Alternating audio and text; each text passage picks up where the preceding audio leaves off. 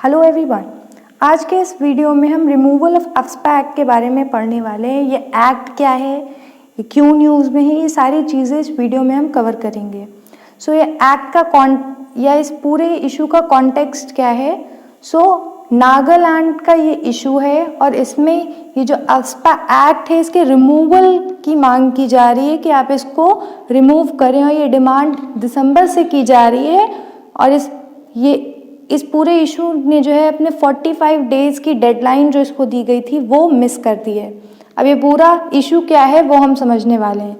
तो 4 दिसंबर के आसपास की बात है। 4 दिसंबर में हुआ क्या था, आर्मी मेंस जो हैं उन्होंने 13 विलेजर्स को मार दिया था, जो कि ओटिंग विलेज, ये पूरी इंसिडेंट जो है ओटिंग विलेज का है, जिसमें आर्मी ने 13 विलेजर्स को मार दिया था due to a false report. उनको गलत खबर मिली थी जिसकी वजह से उन्होंने 13 विलेजर्स को मार दिया था।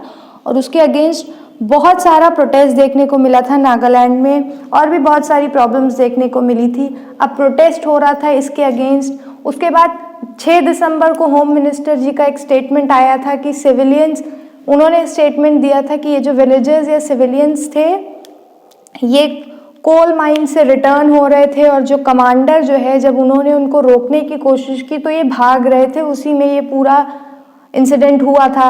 और इस स्टेटमेंट को भी बहुत ज़्यादा क्रिटिसाइज़ किया था लोगों ने, और कहा था कि ये जो स्टेटमेंट है ये मिसलीडिंग स्टेटमेंट है, फॉल्स स्टेटमेंट है, उसे कह के भी ये क्रिटिसाइज़ किया गया था। अब पूरे प्रोटेस्ट के दौरान जो है नागालैंड में एक रेजोल्यूशन पास किया गया कि ये जो अफ्स्पा एक्ट है इसको हटा देना चाहिए। ये एक्ट क्या है, ये जो है आर्म्ड फोर्सेस को कुछ स्पेशल पावर्स देती है जिसका मिसयूज़ देखने को मिला था एक तरह से। इसीलिए ये रेजोल्यूशन पास किया गया था कि इस एक्ट को आप हटा दीजिए, क्योंकि ये मिसयूज़ हो रही है एक तरह से और बहुत ज़्यादा पावर्स दे रही है आर्म्ड फोर्सेस को। फिर 26 दिसंबर को नागालैंड के जो सीएम थे उन्होंने एक कमेटी बिठाई, कि एक कमेटी बनाई थी कि आप उस पूरे मैटर पे इन्वेस्टिगेट करेंगे और अपनी रिपोर्ट जो है वो 45 डेज़ में आप अपनी रिपोर्ट प्रेजेंट करेंगे। और 45 डेज़ अब हो चुके हैं और ये रिमूवल अभी भी नहीं हुआ है, तो उस पूरे कमेटी ने अपनी डेडलाइन मिस की है। यही टॉपिक जो है न्यूज़ में है। अभी अफ्स्पा एक्ट होता क्या है। ये जो अफ्स्पा एक्ट है इसका बिल पास किया गया था 11 सितंबर 1958 में, और उसके बाद ये एक एक्ट बनी थी। इट वॉज पास्ड इन 11 सितंबर 1958।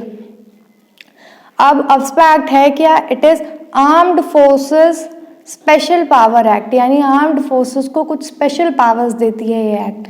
अब ये फोर्स में आई क्यों थी, बिकॉज नॉर्थ ईस्टर्न स्टेट में बहुत ज़्यादा वायलेंस बढ़ रहा था, इसी वजह से ये एक्ट लाई गई थी।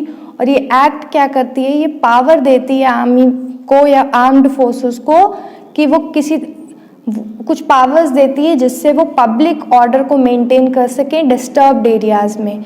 अब ये डिस्टर्ब्ड एरियाज़ क्या होते हैं, ये वो एरियाज़ होते हैं जहाँ पर लगातार कॉन्फ्लिक्ट देखने को मिलता है, रिलीजियस बेसिस पे या रेशियल बेसिस पे या फिर लैंग्वेज के बेसिस पे लगातार इस जगह पे कन्फ्लिक्ट देखने को मिलते हैं, इसीलिए इसको डिस्टर्ब्ड एरिया बोलते हैं। और उसमें पब्लिक ऑर्डर मेंटेन करने के लिए एक्ट लाई गई थी। और इनके पास पावर्स क्या क्या रहती हैं कि ये प्रोहिबिट कर सकते हैं कि 5 से ज़्यादा लोग एक जगह पे खड़े नहीं हो सकते हैं, या फिर ये फोर्स का इस्तेमाल कर सकते हैं, या फिर वार्निंग देने के बाद इतनी पावर्स दी गई हैं कि वो फायर भी कर सकते हैं, ओपन फायर कर सकते हैं उनके ऊपर।